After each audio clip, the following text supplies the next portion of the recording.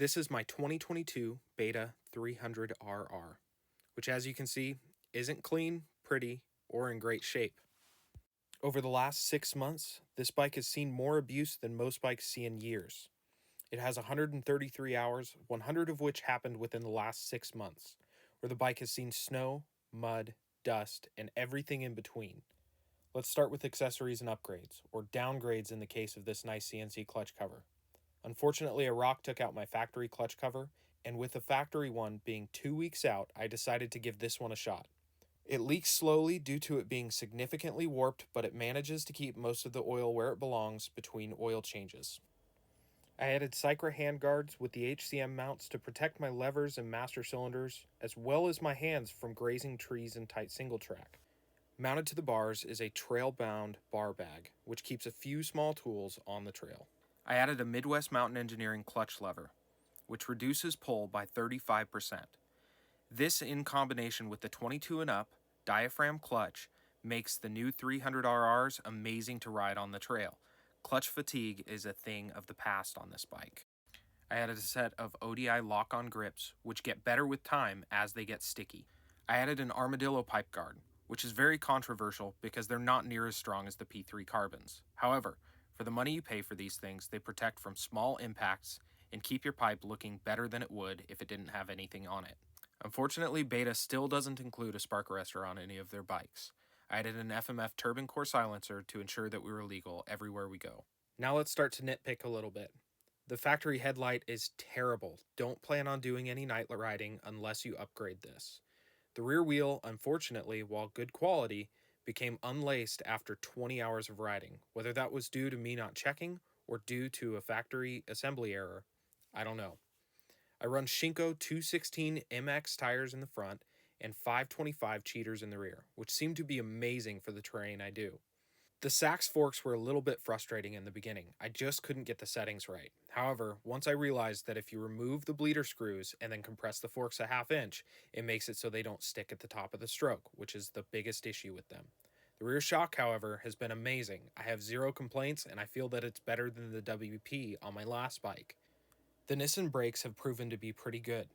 I was surprised when coming from a Brembo bike that I actually liked the Nissan brakes more. I have 133 hours on these, and the rears are just about due for replacement, but I think I can squeeze another 20 or so hours out of them. The front brake had a small issue where it was leaking from the banjo bolt after being dropped. However, that's my fault and not the bike's fault. It's just something I need to keep an eye on. The factory chain and sprockets are still holding up pretty well. With 133 hours, these things are still strong. I do feel that I'll need a chain and sprockets by 150 hours, but they're still pretty good. The rear taillight lens cracked at 120 hours, which wasn't a big deal because I was able to 3D model and print one pretty quickly. If you need one of these, I have them available on my website, andersonadventure.com. The kickstand on this bike is a little bit weak. Unfortunately, I caught it on something on the trail, and it decided it was going to be loose from now on. It drags the swing arm whenever you put it up and down, but it seems to hold the bike fine still. I'm still running the stock key and carburetor, and the only issue I've had so far was at about 10 hours, something got stuck between the needle and seat, causing it to overflow the float bowl. Not a big deal. I blew out the carburetor and it was good to go. This bike has great power down low. It gives you the confidence to go through stuff you otherwise wouldn't on other two-strokes because it doesn't want to tear your head off. The oil injection is still intact as well. I haven't found the need to change it because it still works really good. I have very little spooge out of the pipe and it seems to be running great. Fuel economy is a little bit questionable at times. I can get 60 miles out of a tank, but I'd like a larger tank in the future.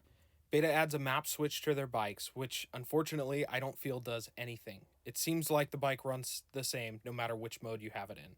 The grab handle on the Beta is actually really good. I've been really happy every time I have to pick it up off the trail and know that I'm not going to accidentally grab the pipe. A simple press of the button allows the seat to be released. It makes it easy to fill up the oil injection oil and check for any other things under there.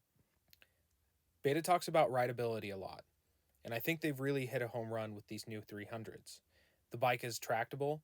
It doesn't have the snap on the bottom end that's going to tear your head off or make the bike fling up in the air. However, it feels like you're not on a bike at all. It just wants to float below you and take anything you want to throw at it. just you and the dirt. If you found value in this video, please make sure to hit that like button and subscribe to stay tuned with our latest content, where we're going to be talking more in depth about our riding journey and becoming better riders. Thanks for watching.